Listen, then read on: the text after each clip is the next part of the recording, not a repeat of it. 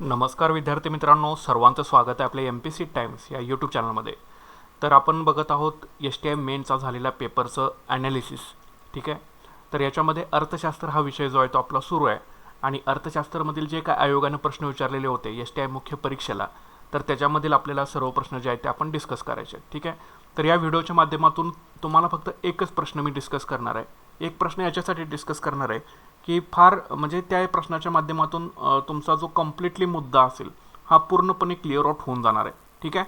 तर त्याच्यामुळे हा व्हिडिओ तुम्ही शेवटपर्यंत बघायचा आहे, कुठेही व्हिडिओ स्किप करू नका.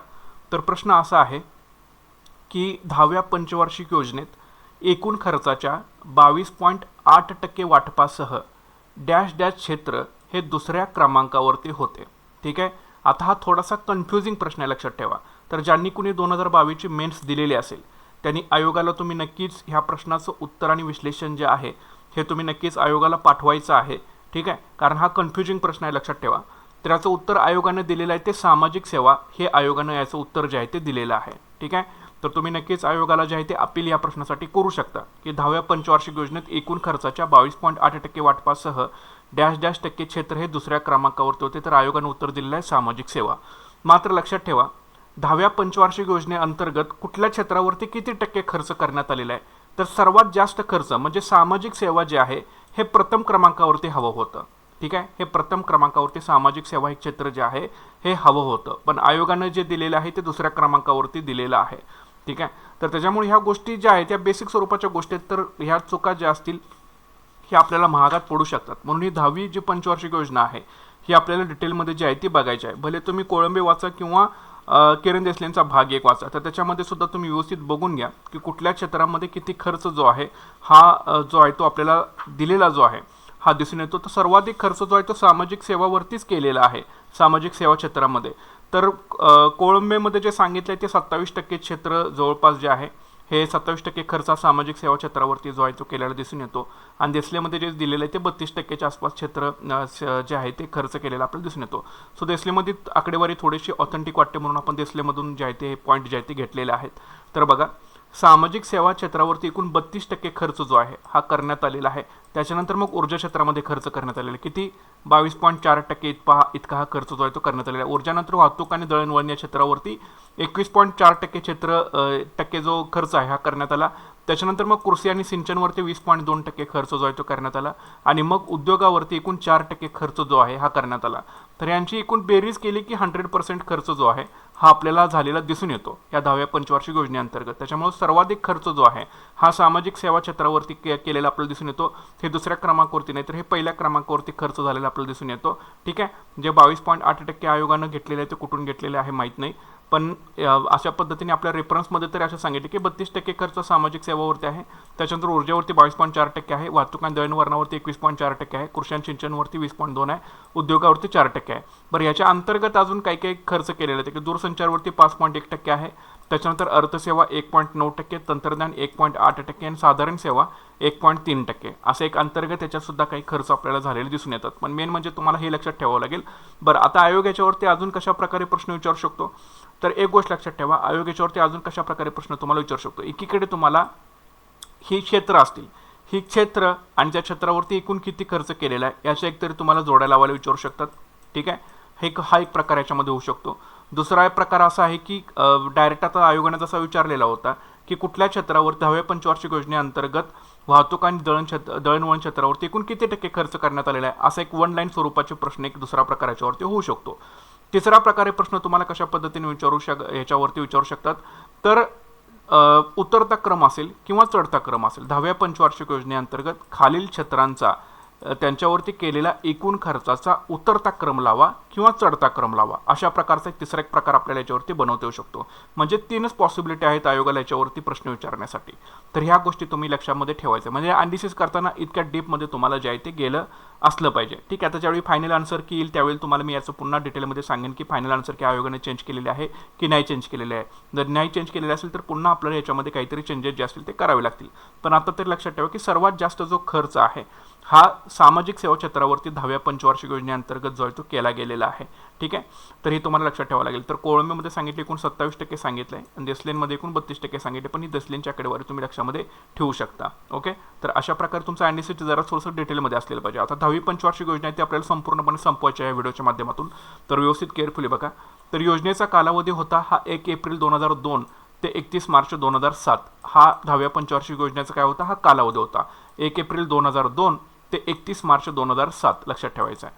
तर 21 डिसेंबर 2002 रोजी राष्ट्रीय विकास परिषदेनं या 10व्या पंचवार्षिक योजनेला मंजुरी दिलेली होती. ठीक आहे, तर हे सुद्धा तुम्ही लक्षात, ही तारीख लक्षात ठेवा.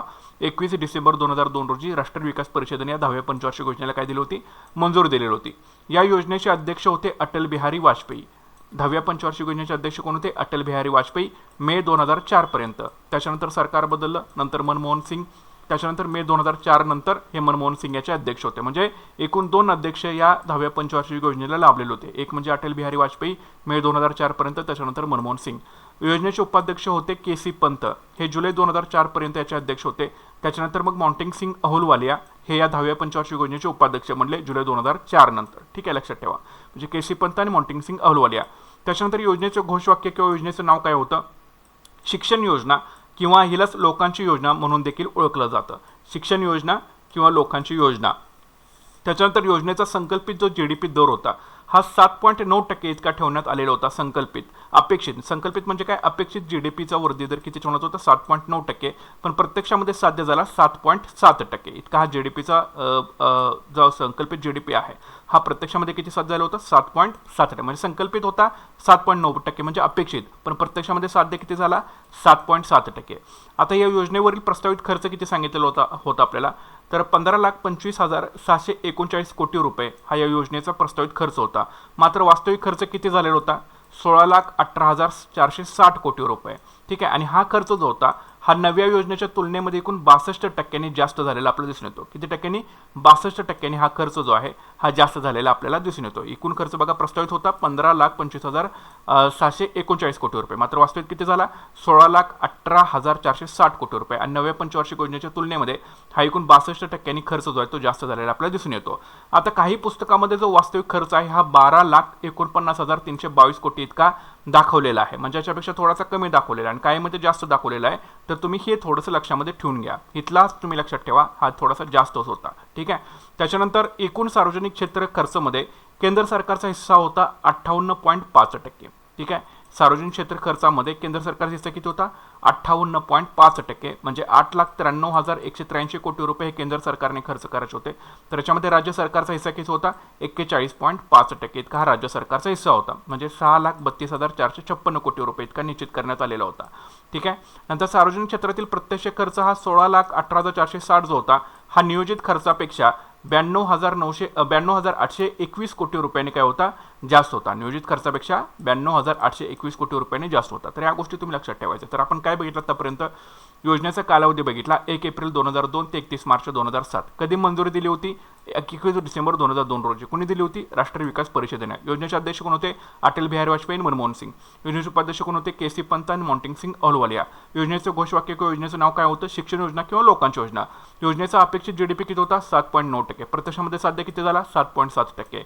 योजनेचा प्रस्तावित खर्च किती होता, 15,25,739 कोटी रुपये. वास्तविक खर्च किती झाला, 16,18,460 कोटी रुपये. हा नव्या पंचवार्षिक योजने तुलनेमध्ये किती टक्क्यांनी जास्त होता, 62% जास्त होता.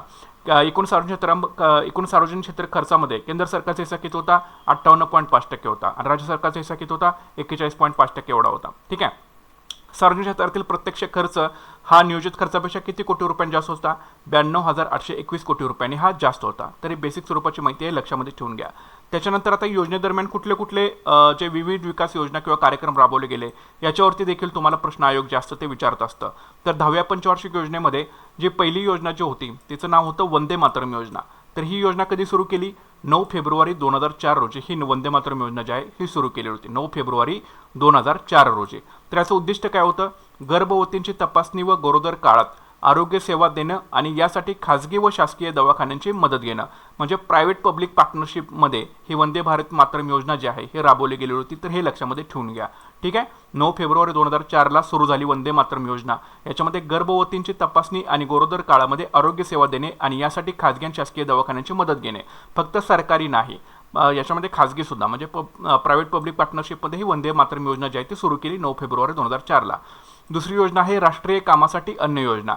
याची सुरुवात झाली 14 नोव्हेंबर 2004ला. ओके, कधी सुरुवात झाली? 14 नोव्हेंबर 2004ला ही योजना सुरू करण्यात आली. कशा संदर्भामध्ये योजना होती? तर मजुरी रोजगाराबाबतची योजना, म्हणजेच मजुरी रोजगार कार्यक्रम राबवताना अकुशल मजुरांना अन्न संरक्षण पुरवणे यासाठीची योजना होती. 14 नोव्हेंबर 2004ला सुरू केलेली. कोणी सुरुवात केली? डॉक्टर मनमोहन सिंग यांनी ही राष्ट्रीय कामासाठी अन्न योजना जी आहे ती सुरू केली. बरं, कुठून सुरुवात झाली योजनेची? आंध्र प्रदेशातील अलूर या गावामधून राष्ट्रीय कामासाठी अन्न योजना जी आहे ती सुरुवात झाली. कोणत्या योजनेमध्ये वर्ग करण्यात आले आणि कधी? आता राष्ट्रीय कामासाठी अन्न योजना आहे ही फेब्रुवारी 2006 पासून राष्ट्रीय ग्रामीण रोजगार हमी योजनेमध्ये जी आहे ती विलीन करण्यात आली. ओके, फेब्रुवारी 2006 मध्ये ही विलीन करण्यात आली. कशामध्ये? राष्ट्रीय ग्रामीण रोजगार हमी योजनेमध्ये. आणि 100% ही केंद्र पुरस्कृत योजना आहे राष्ट्रीय कामासाठी अन्न योजना, लक्षामध्ये ठेवून घ्या. पुढची योजना आहे राष्ट्रीय ग्रामीण रोजगार हमी योजना. तर ही 2 फेब्रुवारी 2006ला सुरू झाली. ठीक आहे, कधी सुरुवात झाली? 2 फेब्रुवारी 2006ला ही राष्ट्रीय ग्रामीण रोजगार हमी योजना जी आहे ती सुरू झाली. तर राष्ट्रीय ग्रामीण रोजगार योजना व राष्ट्रीय कामासाठी अन्न योजना यांच्या एकत्रीकरणातून राष्ट्रीय ग्रामीण रोजगार हमी योजना जी आहे ती सुरू करण्यात आली. ठीक आहे, संपूर्ण ग्रामीण रोजगार योजना आणि राष्ट्रीय कामासाठी अन्न योजना यांच्या एकत्रीकरणातून ही राष्ट्रीय ग्रामीण रोजगार हमी योजना सुरू करण्यात आली. कधी? 2 फेब्रुवारी 2006ला. या योजनेसाठी 7 सप्टेंबर 2005 रोजी कायदा करण्यात आला आणि 2 ऑक्टोबर 2009 पासून या योजनेला महात्मा गांधींचं नाव देण्यात आलं. ठीक आहे, तरी तुझ्याला तुम्ही लक्षात ठेवणं गरजेचं आहे. तर राष्ट्रीय ग्रामीण रोजगार योजना कधी सुरुवात झाली? 2 फेब्रुवारी 2006ला. बरं, याच्यामध्ये संपूर्ण ग्रामीण रोजगार योजना आणि राष्ट्रीय कामासाठी अन्न योजना यांचे एकत्रीकरण करून ही राष्ट्रीय ग्रामीण योजना जी आहे ती सुरू करण्यात आलेली होती. या योजनेसाठी 7 सप्टेंबर 2005 रोजी कायदा करण्यात आला आणि 2 ऑक्टोबर 2009 पासून या योजनेला महात्मा गांधींचं नाव देण्यात आलं. त्याच्यानंतर चौथं जे आहे ते मूल्यवर्धित कर. तर देशात 2005 पासून विक्री कराऐवजी मूल्यवर्धित कर, म्हणजे वॅट त्याला म्हणतो, व्हॅल्यू ॲडेड टॅक्स असं याला म्हटलं जातं. तर हा लागू करण्याचा निर्णय घेण्यात आला. कधी? 2005 पासून. ठीक आहे, लक्षात ठेवा. विक्री कराऐवजी मूल्यवर्धित कर जो आहे हा लागू करण्याचा निर्णय घेण्यात आला, लक्षात ठेवा. त्याच्यानंतर पुढची योजना आहे भारत निर्माण योजना. तर याची सुरुवात झाली 2005 साला. ठीक आहे, भारत निर्माण योजनेची सुरुवात कधी झाली? 2005 साला याची सुरुवात झाली. ह्याच्यामध्ये गृहनिर्माण, सिंचन, पेयजल, रस्ते, विद्युतीकरण आणि दूरसंचार हे लक्षात ठेवा. हे लक्षात ठेवा, गृहनिर्माण, कारण याच्यावरती प्रश्न आयोग विचारतं. गृहनिर्माण, सिंचन, पेयजल, रस्ते, विद्युतीकरण, दूरसंचार या 6 क्षेत्रामध्ये मूलभूत सुविधा उपलब्ध करून सर्वांगीण विकास साधण्याच्या उद्देशाने भारत निर्माण योजना सुरू करण्यात आली. तर खालीलपैकी कुठल्या क्षेत्रामध्ये तुम्हाला विचारतं की भारत निर्माण योजना जी आहे ती सुरू करण्यात आलेली होती? गृहनिर्माण, सिंचन, पेयजल, रस्ते, विद्युतीकरण आणि दूरसंचार या एकूण 6 क्षेत्रामध्ये मूलभूत सुविधा उपलब्ध करून सर्वांगीण विकास साधण्याच्या उद्देशाने भारत निर्माण योजना जी आहे ती सुरू करण्यात आली 2005 साला. नंतर सामाजिक सुरक्षा प्रायोगिक योजना एक सुरू केली. कधी सुरुवात केली? 23 जानेवारी 2004ला याची सुरुवात केली. 23 जानेवारी 2004ला. कशा संदर्भामध्ये योजना होती? तर असंघटित क्षेत्रातील कामगारांसाठी सामाजिक सुरक्षेची योजना. ठीक आहे, याच्यामध्ये कुटुंब पेन्शन, विमा आणि आरोग्य. तर हे लक्षात ठेवा. तर सामाजिक सुरक्षा प्रायोगिक योजना जी आहे ही असंघटित क्षेत्रातील कामगारांसाठी सामाजिक सुरक्षेच्या योजनेसंदर्भामध्ये सुरू करण्यात आली होती. मग याच्यामध्ये कुटुंब पेन्शन सुरू करणं, विमा सुरू करणं, आरोग्य सेवा पुरवणं अशा स्वरूपाची योजना सामाजिक सुरक्षा प्रायोगिक योजना ही असंघटित क्षेत्रातील कामगारांसाठी एक सामाजिक सुरक्षेची योजना म्हणून 23 जानेवारी 2004 रोजी सुरू करण्यात आलेली होती. तर लक्षामध्ये ठेवून घ्या. पुढची योजना आहे जवाहरलाल नेहरू राष्ट्रीय शहरी पुनरुत्थान अभियान. 2005 साला हे अभियान जे आहे ते सुरू करण्यात आलं. याची घोषणा जी झाली ही 3 डिसेंबर 2005 रोजी याची घोषणा झाली. या घोषित अभियानाचा कालावधी होता 2005 ते 2011-12 एकूण 7 वर्ष हे अभियान जे होतं ते राबवायचं होतं. मात्र सुरुवात कधी झाली? 10व्या पंचवार्षिक योजना काळामध्ये त्याची सुरुवात झाली. जवाहरलाल नेहरू राष्ट्रीय शहरी पुनरुत्थान अभियान 2005चा. अभियानाचं उद्दिष्ट काय होतं? तर भारतीय शहरांची पूर्ण क्षमता वापरली जाण्यासाठी व ते खऱ्या अर्थाने वाढीचे इंजिन बनण्यासाठी, शहरी पायाभूत संरचनेत सुधारणा करण्यासाठी व शहरी गरिबांना मूलभूत सेवा उपलब्ध करून देण्याच्या उद्दिष्टानं हे जवाहरलाल नेहरू राष्ट्रीय शहरी पुनरुत्थान अभियान जे आहे हे वापरलं गेलं. म्हणजे यांना या अभियानांतर्गत काय करायचं होतं? जे भारतीय शहर आहे त्याची पूर्ण क्षमता वापरली जाणं गरजेचं होतं. प्लस शहरी पायाभूत संरचना जी आहे ती सुधारायची होती आणि शहरी गरिबांना मूलभूत सेवा उपलब्ध करून द्यायची होती. त्यासाठी जवाहरलाल नेहरू राष्ट्रीय शहरी पुनरुत्थान अभियान जे आहे हे 2005 रोजी सुरू केलं. या अभियानाच्या 4 प्रमुख घटकापैकी 2 घटक म्हणजे निवारा व गरिबांच्या मूलभूत सेवा गरजांशी संबंधित आहेत. आणि ते म्हणजे काय, तर 65 निवडक शहरांसाठी शहरी गरिबांकरता मूलभूत सुविधा पुरवणं आणि इतर छोट्या शहरांसाठी एकात्मिक गृहनिर्माण व झोपडपट्टी विकास कार्यक्रम राबवणं. ठीक आहे, 65 इथे लक्षात ठेवा, हा 65 सुद्धा आकडा लक्षात ठेवा. 65 निवडक शहरांसाठी शहरी गरिबांकरता मूलभूत सुविधा पुरवणं आणि इतर छोट्या शहरांसाठी एकात्मिक गृहनिर्माण व झोपडपट्टी विकास कार्यक्रम राबवणं. बरं, याचा उद्देश काय होता, शहरी भागातील पायाभूत सुविधा जसं की ऊर्जा, दूरसंचार, रस्ते, पाणी पुरवठा, वाहतूक, स्वच्छता, घनकचरा व्यवस्थापन या घटकांचा विकास करून शहरी विकास करणं. आता हे घटक सुद्धा तुम्हाला लक्षात ठेवणं गरजेचं आहे. ऊर्जा, दूरसंचार, रस्ते, पाणी पुरवठा, वाहतूक, स्वच्छता, घनकचरा व्यवस्थापन या घटकांचा विकास करून काय करायचं आहे, शहरी विकास करायचा आहे. अशा ह्या स्वरूपाचा ह्या जवाहरलाल नेहरू राष्ट्रीय शहरी पुनरुत्थान अभियान राबवण्याचे पाठीमागचा उद्देश होता. तर हे तुम्ही लक्षात ठेवणं गरजेचं आहे. ठीक आहे, त्याच्यानंतर एकात्मिक गृहनिर्माण आणि झोपडपट्टी विकास कार्यक्रम. तर 3 डिसेंबर 2005ला वाल्मिकी आंबेडकर आवास योजना व NSDP म्हणजे नॅशनल स्लम डेव्हलपमेंट प्रोग्राम यांच्या एकत्रीकरणामधून शहरी झोपडपट्ट्यांचा विकास तसेच शहरी दारिद्र्य रेषेखालील कुटुंबांना निवास पुरवण्याच्या उद्देशाने ही योजना जी आहे ती सुरू करण्यात आली होती. तर एकात्मिक गृहनिर्माण आणि झोपडपट्टी विकास कार्यक्रममध्ये कुठल्या योजनांचं एकत्रीकरण करण्यात आलेलं होतं, एक म्हणजे वाल्मिकी आंबेडकर आवास योजना आणि दुसरी म्हणजे NSDP म्हणजे नॅशनल स्लम डेव्हलपमेंट प्रोग्राम यांच्या एकत्रीकरणामधून हे एकात्मिक गृहनिर्माण आणि झोपडपट्टी विकास कार्यक्रम जो आहे हा सुरू केला. कधी, 3 डिसेंबर 2005 रोजी, तारीख लक्षात ठेवा. बरं, आता याचा उद्देश काय होता, याचा उद्देश असा होता की शहरी झोपडपट्ट्यांचा विकास तसंच शहरी दारिद्र्य रेषेखालील कुटुंबांना निवास पुरवणे हे याचे काय होते, उद्देश होते. तर हे गोष्टी 2 लक्षात ठेवा तुम्ही. ठीक आहे, पुढची योजना आहे राष्ट्रीय समविकास योजना. राष्ट्रीय समविकास योजना तर ही 2002 आणि 2003 पासून, काही पुस्तकामध्ये 2003 आणि 2004 असं दिलेलं आहे. तर ह्या 2002-03 पासून मागास राज्ये व निवडक मागास जिल्ह्यांचा समतोल विकास साधून प्रादेशिक समावेशनाच्या उद्देशाने राष्ट्रीय समविकास योजना जी आहे ती सुरू करण्यात आली. तर ही सुद्धा लक्षात ठेवा, राष्ट्रीय समविकास योजना. कधी कधी आपण या असल्या योजनेवरती जास्त भर देत नाही, पण आयोग बरोबर असंच विचारतं, पिक करताना तुम्हाला विचारतं राष्ट्रीय समविकास योजना कोणत्या पंचवार्षिक योजना काळात सुरू झाली, तर ती 10व्या पंचवार्षिक योजना काळामध्ये सुरू झाली. कधीपासून, 2002 आणि 2003 पासून. बरं, याचा उद्देश काय होता, मागास राज्ये व निवडक मागास जिल्ह्यांचा समतोल विकास साधून प्रादेशिक समावेशन करणे असे या राष्ट्रीय समविकास योजनेपाठीमागचा उद्देश होता. ठीक आहे, तरी लक्षामध्ये ठेवून घ्या. पुढची योजना आहे कस्तुरबा गांधी बालिका विद्यालय. तर हे ऑगस्ट 2004 मध्ये, लक्षात ठेवा, ऑगस्ट 2004 मध्ये, काही पुस्तकामध्ये जुलै 2004 असा उल्लेख आहे, पण हे ऑगस्ट 2004चं लक्षात ठेवा तुम्ही. ऑगस्ट 2004 मध्ये उच्च प्राथमिक शिक्षणातील लैंगिक विषमता दूर करण्यासाठी विद्यालय उभारण्यासाठी शैक्षणिकदृष्ट्या मागास तालुक्यांमध्ये ही योजना जी आहे ती सुरू करण्यात आली. ठीक आहे, कस्तुरबा गांधी बालिका विद्यालय.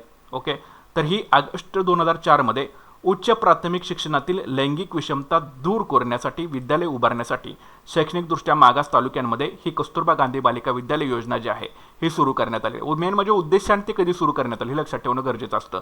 तर ही ऑगस्ट 2004 मध्ये कस्तुरबा गांधी बालिका विद्यालय जी आहे ती सुरू करण्यात आली. उच्च प्राथमिक शिक्षणातील लैंगिक विषमता दूर करण्यासाठी विद्यालय उभारण्यासाठी शैक्षणिकदृष्ट्या मागास तालुक्यांमध्ये ही कस्तुरबा गांधी बालिका विद्यालय जी आहे ती सुरू करण्यात आली. पुढची योजना आहे मुलींच्या प्राथमिक शिक्षणासाठीची राष्ट्रीय योजना, जिचं नाव आहे NPEGEL म्हणजे national programme for education for girls at elementary level. म्हणजे मुलींच्या प्राथमिक शिक्षणासाठीची एक योजना आहे NPEGEL जी आहे ती जुलै 2004 मध्ये सुरू करण्यात आली होती. कशासाठी, मुलींच्या प्राथमिक शिक्षणासाठी शैक्षणिकदृष्ट्या मागास तालुक्यांमध्ये सर्व शिक्षा अभियानाची एक उपयोजना म्हणून योजना सुरू करण्यात आलेली होती. लक्षात ठेवा. ठीक आहे, हे जुलै 2003 मध्ये सुरू करण्यात आली.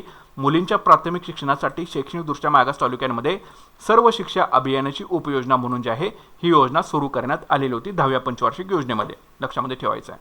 नंतर पुढची योजना आहे जननी सुरक्षा योजना. तर ही याची सुरुवात झाली 12 एप्रिल 2005 ला. ओके, जननी सुरक्षा योजना कधी सुरुवात झाली, 12 एप्रिल 2005 रोजी. ही याचा उद्देश काय, संस्थात्मक प्रसूती वाढवणे. म्हणजे या अंतर्गत गर्भवती स्त्रियांना गरोदर काळामध्ये तपासणी, प्रसूती बचत, आर्थिक मदत या योजनेअंतर्गत जे आहे ते दिले जातात. जननी सुरक्षा योजनेअंतर्गत हे 12 एप्रिल 2005 ला योजना जी आहे ती सुरू झालेली होती. पुढचं आहे राष्ट्रीय ग्रामीण आरोग्य अभियान. ही याची सुरुवात झाली 12 एप्रिल 2005 ला. याचा उद्देश होता गुणवत्तापूर्ण आरोग्य सेवा देणं. गुणवत्तापूर्ण आरोग्य सेवा देणं यासाठी राष्ट्रीय ग्रामीण आरोग्य अभियान जे आहे हे 10व्या पंचवार्षिक योजनेमध्ये सुरुवात केली. कधी केली, 12 एप्रिल 2005 रोजी. ठीक आहे, तर लक्षामध्ये ठेवून घ्या. त्याच्यानंतर आता काही राजकीय घडामोडी या 10व्या पंचवार्षिक योजनेमध्ये घडलेल्या होत्या. एक म्हणजे 86वी घटना दुरुस्ती झालेली होती. 86वी घटना दुरुस्ती कशा संदर्भात होती? सक्तीच्या आणि मोफत शिक्षणा संदर्भामध्ये 12 डिसेंबर 2002ला ही 86वी घटना दुरुस्ती जी आहे ती सुरू करण्यात आली. तर 21 हे शिक्षण हक्काचं कलम जे आहे हे याच्यामध्ये घटना दुरुस्ती करून जोडण्यात आलेलं होतं. 21 लक्षात ठेवायचं आहे. तर सक्तीच्या आणि मोफत शिक्षणासंदर्भामध्ये 12 डिसेंबर 2002ला 86वी घटना दुरुस्ती करण्यात आली. कितवी? 86वी. आणि 21 हे शिक्षण हक्काचं कलम जे आहे हे घटना दुरुस्ती करून जोडण्यात आलेलं होतं. आणि दुसरी एक राजकीय घडामोड झाली होती की भारत अमेरिकेचा नागरी अणुकरार. तर भारत आणि अमेरिकेदरम्यान 18 जुलै 2005ला नागरी आण्विक कराराला जी आहे ती मान्यता देण्यात आली. नागरी आण्विक कराराला भारत आणि अमेरिकेदरम्यान 18 जुलै 2005ला ही मान्यता जी आहे ती देण्यात आलेली होती. तर अशा प्रकारच्या 2 राजकीय घडामोडी ज्या होत्या ह्या 10व्या पंचवार्षिक योजनेदरम्यान घडलेलं होतं, ते लक्षात ठेवणं गरजेचं आहे. त्याच्यानंतर 10व्या योजनेची काही लक्ष्य जी आहे ते ठरवण्यात आलेली होती. तर केअरफुली ऐका, ह्याच्यावरती सुद्धा आयोग जे आहे ते प्रश्न विचारतं. तर 10व्या योजनेसंदर्भात काही लक्ष्य ठरवण्यात आली होती. तर कुठली लक्ष्य? तर पहिलं लक्ष्य असं होतं, दारिद्र्य रेषेखालील लोकसंख्येचं प्रमाण 2007 पर्यंत 21%, तर 2012 पर्यंत 11% पर्यंत कमी करणं. ओके, दारिद्र्य रेषेखालील लोकसंख्येचं प्रमाण 2007 पर्यंत हे 21%, त्याच्यानंतर 2012 पर्यंत 11% पर्यंत खाली करणं, म्हणजे दारिद्र्य रेषेखालील लोकसंख्येचं प्रमाण हे एक पहिलं लक्ष्य ठरवण्यात आलेलं होतं. ठीक आहे, लक्षामध्ये ठेवून घ्या. 2007 पर्यंत 21% आणि 2012 पर्यंत 11%. सुरुवातीला हे 27.5% होतं, नंतर हे कमी करण्यात आलेलं होतं. लक्षात ठेवायचं आहे. पुढचं लक्ष असं होतं, 2001 ते 2011 या दशकातील लोकसंख्या वाढीचा दर हा 16.2% पर्यंत कमी करणे. लक्षात ठेवा. ठीक आहे, 2001 ते 2011 या दशकातील लोकसंख्या वाढीचा दर, लोकसंख्या वाढीच्या दराच्या संदर्भामधलं हे दुसरं लक्ष आहे. तर या दर जे आहे ते 16.2% काय करणं? कमी करणं. तिसरं आहे साक्षरतेच्या प्रमाणाशी संबंधित हे लक्ष होतं. 2007 पर्यंत 75% आणि 2012 पर्यंत 80% साक्षरता जी आहे ही वाढवायची आहे. योजनेच्या सुरुवातीला 64.8% लक्ष ठेवण्यात आलेलं होतं, नंतर हे लक्ष वाढवण्यात आलेलं आहे. तर साक्षरतेचं प्रमाण 2007 पर्यंत 75% आणि 2012 पर्यंत 80% पर्यंत वाढवायचं लक्ष जे होतं ते ठेवण्यात आलेलं होतं. त्याच्यानंतर बालमृत्यू दराचं प्रमाण हे सुद्धा एक लक्ष आहे, चौथं लक्ष होतं. हे 2007 पर्यंत दर हजारी 45 पर्यंत आणि 2012 पर्यंत दर हजारी 28 पर्यंत खाली आणणे. ठीक आहे, बालमृत्यू दर प्रमाण जे आहे हे 2007 पर्यंत दर हजारी 45 पर्यंत. तुम्हाला इथं विचारतात बरं का आकडेवारी, त्याच्यामुळे केअरफुली ऐका. बालमृत्यू दर प्रमाण 2007 पर्यंत दर हजारी 45 पर्यंत आणि 2012 पर्यंत दर हजारी 28 पर्यंत कमी करणे. योजनेच्या सुरुवातीला हे 57 होतं, नंतर हे काय केले? कमी करण्यात आणलेलं आहे. नंतर माता मृत्यू प्रमाण हे 2007 पर्यंत दर हजारी पर्यंत जिवंत जन्मामागे 200, तर 2012 पर्यंत दर हजारी जिवंत जन्मामागे 100 पर्यंत कमी करणे. सुरुवातीला होतं 300, पण नंतर हे कमी करण्यात आलेलं आहे. 2007 पर्यंत दर हजारी पर्यंत जिवंत जन्मामागे 200 आणि 2012 पर्यंत दर हजारी जिवंत जन्मामागे 100 पर्यंत हे कमी करायचं होतं. त्याच्यानंतर जंगल व्याप्त प्रदेशाचं प्रमाण 2007 पर्यंत 25% आणि 2012 पर्यंत 33% पर्यंत वाढवायचं होतं. जंगल व्याप्त प्रदेशाचं प्रमाण जे आहे हे 2007 पर्यंत 25% आणि 2012 पर्यंत 33% पर्यंत वाढवायचं लक्ष जे होतं हे ठेवण्यात आलेलं होतं. त्याच्यानंतर 2003 पर्यंत सर्व मुले शाळेत हजर असली पाहिजेत आणि 2007 पर्यंत सर्व मुलांनी 5 वर्षांचा शालेय अभ्यासक्रम पूर्ण करावा हे साध्य करायचं होतं. म्हणजे हे सुद्धा लक्ष ठेवलेलं आलेलं होतं की 2003 पर्यंत सर्व मुलं शाळेत यायला पाहिजेत आणि 2007 पर्यंत सर्व मुलांनी 5 वर्षांचा शालेय अभ्यासक्रम जो आहे तो पूर्ण केला पाहिजे. पुढचं लक्ष असं ठेवण्यात आलं होतं की 2012 पर्यंत सर्व खेड्यांना शाश्वत स्वच्छ पेयजल पुरवठा करणं. नंतर 2007 पर्यंत सर्व मोठ्या प्रदूषित नद्यांची स्वच्छता करणं. 2007 पर्यंत सर्व खेडी पक्क्या बारमाही रस्त्यांनी जोडणं आणि 2007 पर्यंत 2003 प्राथमिक शिक्षणाचं सार्वत्रिकरण करणं. अशा प्रकारची लक्ष्य जी होती, एकूण 11 लक्ष आहेत जवळपास.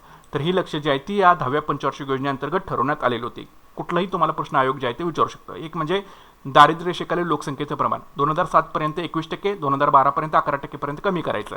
नंतर लोकसंख्या वाढीचा दर हे 2001 ते 2011 या कालावधीमध्ये 16.2% पर्यंत कमी करायचा. साक्षरतेचं प्रमाण 2007 पर्यंत 75% आणि 2012 पर्यंत 80% पर्यंत वाढवायचा. बालमृत्यू दराचं प्रमाण 2007 पर्यंत दर हजारी 45 पर्यंत आणि 2012 पर्यंत दर हजारी 28 पर्यंत कमी करायचा.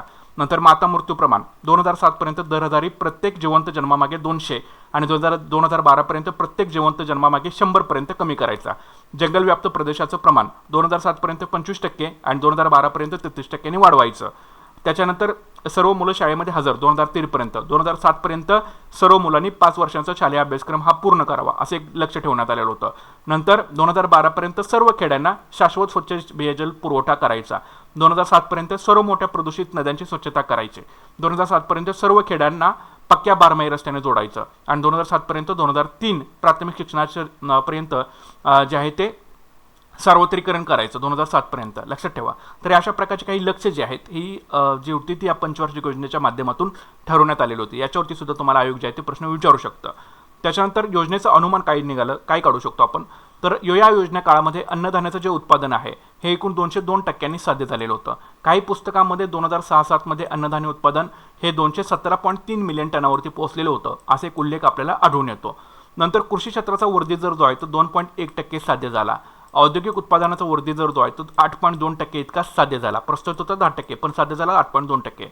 चलनवाढ जी आहे ही M1 स्वरूपाची चलनवाढ ही एकूण 18.2% साध्य झाली, आणि M2 ची चलनवाढ जी आहे ती 16.18% साध्य झालं. नंतर वर्धी दर जो आहे 7.9% अपेक्षित होता, पण एक्झॅक्टली प्रत्यक्षामध्ये 7.6% जो आहे हा आपल्याला मिळालेला होता, दिसून येतो. ठीक आहे. बचतीचा दर 30.8% अपेक्षित होता. कोळंबेचा विचार केला तर 29.9% सांगितले, आणि अपेक्षित 23.31% एवढा सांगितलेला होता. ठीक आहे. त्याच्यानंतर गुंतवणुकीचा दर 32% अपेक्षित होता. कोळंबेमध्ये सांगितले की सध्या साध्य झाला 30.8%, अपेक्षित होता 28.41%. चलनवाढीचा दर होता सरासरी 5% याचं लक्ष ठेवलेलं होतं, ते 5.8% इतकं साध्य झाल्याचं आपल्याला दिसून येतं. आणि 2006-07मध्ये चलनवाढीचा दर जो होता हा 6.7% होता. म्हणजे एक अनुमान आपण यावरून काढलेला आहे की किती टक्के काही साध्य झालं आणि काही अपेक्षित होतं. ठीक आहे. तर ही सुद्धा आकडेवारी तुम्हाला बघून घेणं थोडंसं गरजेचं पडतं. त्याच्यानंतर 2000मध्ये संयुक्त राष्ट्रसंघाने 2015 अखेर गाठावयाचे 8 शतकोत्तर विकास ध्येय ठरवले होते, आणि या ध्येयांचा 10व्या पंचवार्षिक योजनेवरती प्रभाव पडलेला होता. ठीक आहे. तर 2000मध्ये संयुक्त राष्ट्रसंघानं 2015 अखेर गाठावयाचे एकूण 8 शतकोत्तर विकास ध्येय जी होती ती ठरवलेली होती, आणि या ध्येयांचा 10व्या पंचवार्षिक योजनेवरती जो होता तो प्रभाव पडलेला होता.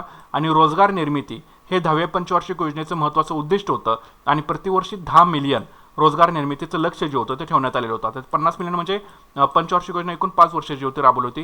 म्हणजे 5 पंचवार्षिक योजनेमध्ये एकूण 50 मिलियन गाठायचं होतं, आणि प्रत्येक वर्षी 10 मिलियनचं लक्ष जे होतं हे रोजगार निर्मितीचं या पंचवार्षिक योजनेच्या माध्यमातून ठेवण्यात आलेलं होतं. ठीक आहे. तर ही अशा प्रकारची माहिती तुम्हाला माहीत असणं गरजेचं होतं. त्याच्यामुळे 10वी पंचवार्षिक योजना आपण या प्रश्नाच्या माध्यमातून जे आहे ही संपवून टाकलेली आहे. तर त्याच्यामुळे व्यवस्थित 2-3 वेळा व्हिडिओ जरी रिकॉल करून ऐकला तर तुमची डायरेक्टली वजन जे असेल या पंचवार्षिक योजनेची होऊन जाते. तर अशाच प्रकारच्या व्हिडिओसाठी तुम्ही नक्कीच आपलं चॅनल जे आहे ते लाईक करून ठेवा, जास्तीत जास्त लाईक करा, शेअर करा. चॅनलवरती नवीन असाल तर नक्की चॅनल आपलं सबस्क्राईब करून घ्या. तर भेटूयात पुढच्या व्हिडिओ सेशनमध्ये. Thanks for watching guys, and all the best.